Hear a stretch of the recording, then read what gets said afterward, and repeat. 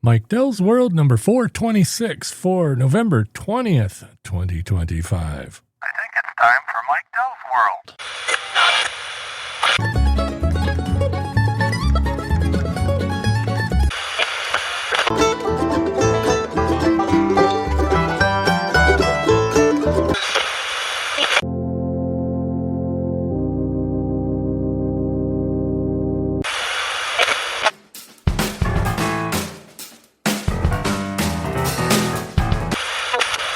There it is. And here I am. This is the aforementioned Mike. And hey, today is episode 20 of the Napod Pomo month here in November. This time I'm recording on my lunch hour on the 20th. So, geez, same day again. That's all right. Today we're going to talk about driving in the snow. This is probably the better time to talk about that because, at least those of us in the north here are going to be experiencing that quite a bit. And, some of the things that I see every year, it's always, it's always fun to see how busy the tire shops are, or a lot of people that didn't put their snow tires on, if they have snow tires, end up in the ditch. And then sometimes you see big four-wheel drives in the ditch, but, some of the basics that I do, you do whatever you want, there's no rules, but my best practice is 10 miles per hour less than the speed limit when on the first snow, and even, subsequently I try to do that. Depends, if the conditions are decent. And I got decent tires and all that, maybe a little more, but I try to go about 10 miles per hour less. Not on the little side streets, no, but, like out on the highway. We don't have freeways here, but, out on a highway, I might go 45, maybe 50. It all depends on what everybody else is doing. But just make sure that you slow it down a bit. Same thing with, if I need to be somewhere and it would normally take me 15 minutes to drive there, I'm going to leave a half hour early because you just never know. You might get caught up, with a wreck ahead of you that's blocking traffic or whatever. So I always leave earlier. That's, the big thing. Don't ever be in a hurry while driving on snow. And things I do with the vehicles, both of our vehicles, I got three, but I don't drive the little car in the snow, although it does have snow tires and would probably do okay. But I have four-wheel drive truck, and my wife's got a four-wheel drive SUV, or all-wheel drive, I guess is more accurate. And we make sure that we have decent tires on it. That's the simplest thing, is make sure you got decent tires. If you've got bald summer tires or all seasons and they're going bald, it's time to get new tires. And, if you want to, get snow tires and put them on in the winter and put the summer tires back on in the summer. We do that with my wife's car. She's got a set of Hakkapeliitta snow tires. They're, made by a company called Nokian, which is, I believe, Finland.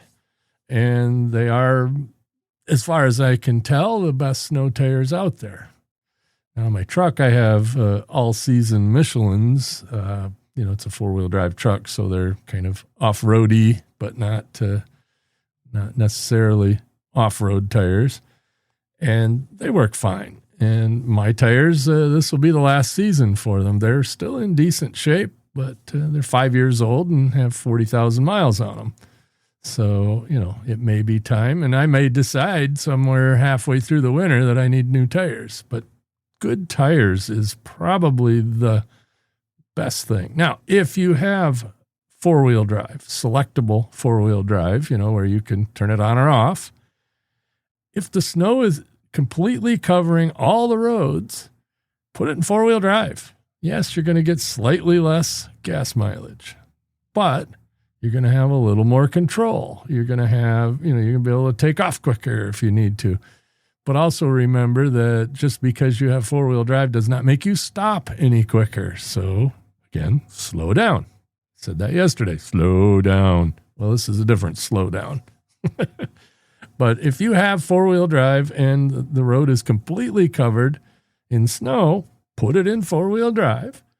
And you say, well, but I don't want to wear out my four-wheel drive. No, it's good for it to work as long as the roads aren't dry. Now, if you get out on the highway and the road's dry, kick it into two-wheel drive. No big deal. Most newer four-wheel drives, you can turn it on and off at will.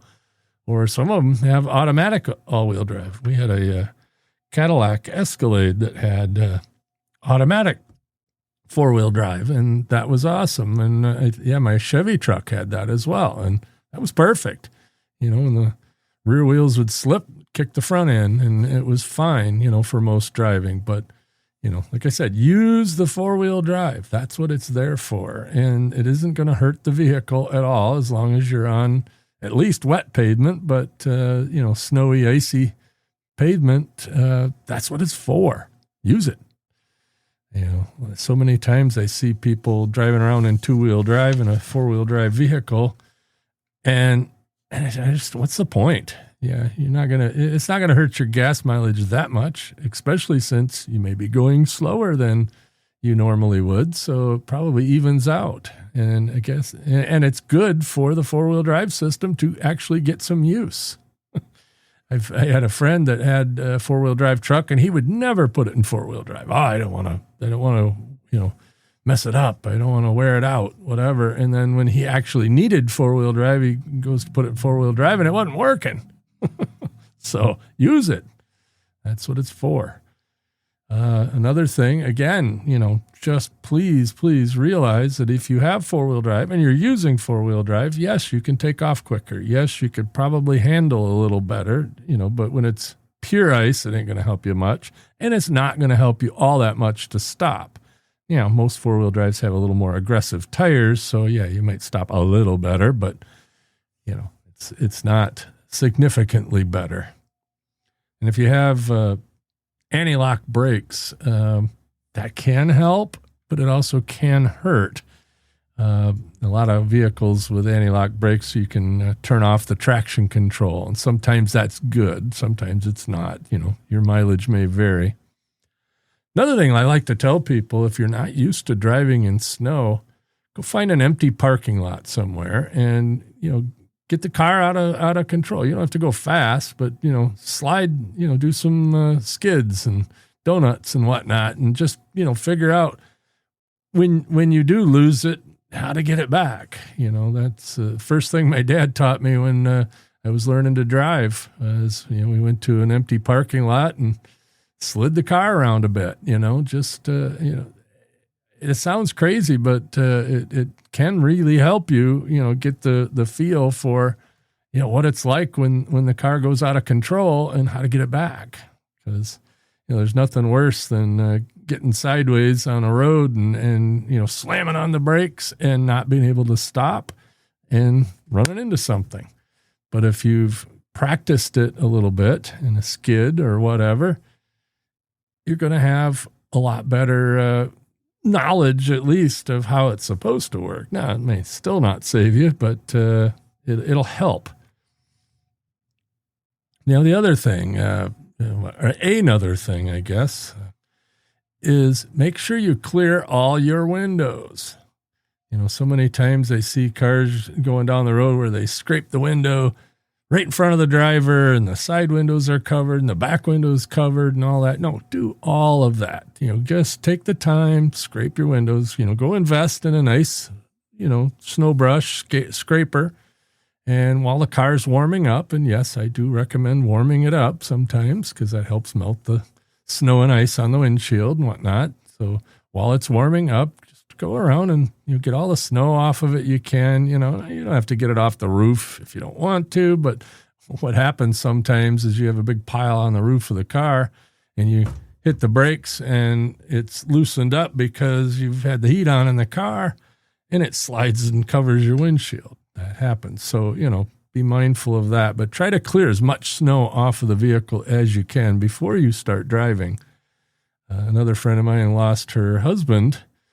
He was a garbage truck driver, and he was working the back of his garbage truck, and somebody coming down the road that didn't clear their windshield didn't see him and smacked into the back of the truck with him in between the trucks. Not good.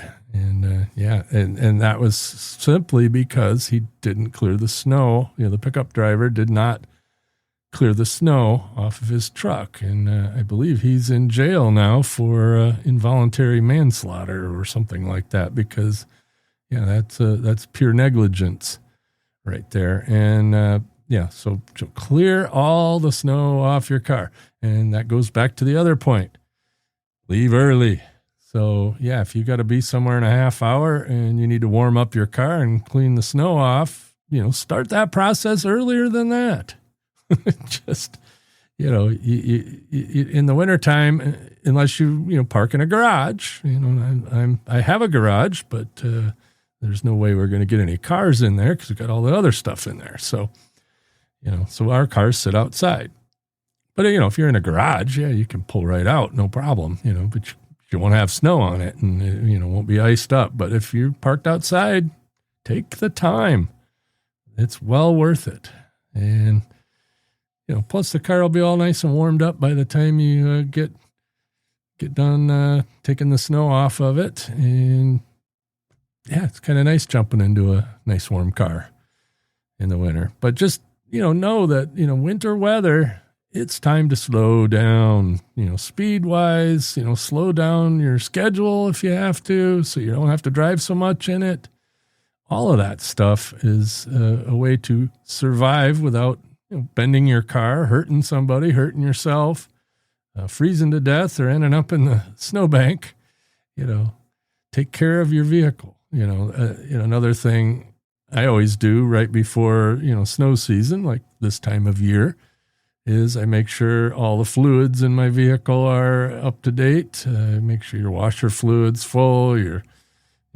Make sure the transmission fluid looks good. All the stuff. Take it to one of those quickie lube places and say, check everything, and make sure your tires are properly inflated and in good shape. Because, like I said, the driving in the winter is a whole different ball game than driving on dry pavement. It's just something you should do. Something I do in aviation is I check everything every time. And I think, with cars, maybe not so much in better weather, but in the snow, definitely check everything, because, you definitely don't want to be caught out in the snow having to put a quart of oil in. That's a pain in the butt in a blizzard. So check everything. And especially before the whole snow season, I do an oil change. I check all the, transmission, transfer case, front end, rear end, coolant, all the stuff. Check that all out. Make sure your car's in good shape. I'm sure a lot of you, unless you're here in Traverse City or up north here or anywhere, you probably don't have as brutal winters as we do. But, it goes for anywhere, I got lots of friends in Columbus, Ohio, and, they don't get a ton of snow, but when they get snow, it's the same conditions as here. So treat it the same. And as I said yesterday, slow down. Anyway, hope that helped, and hope you stay safe and you're all prepared for the winter. And let's see, tomorrow I think I'm going to talk about some ham radio stuff. Why not? That sounds like fun. So that's the plan, and maybe I'll even record that yet tonight, so I'm not doing it on my lunch hour. Now it's time to go get something to eat and get this published. Catch me later.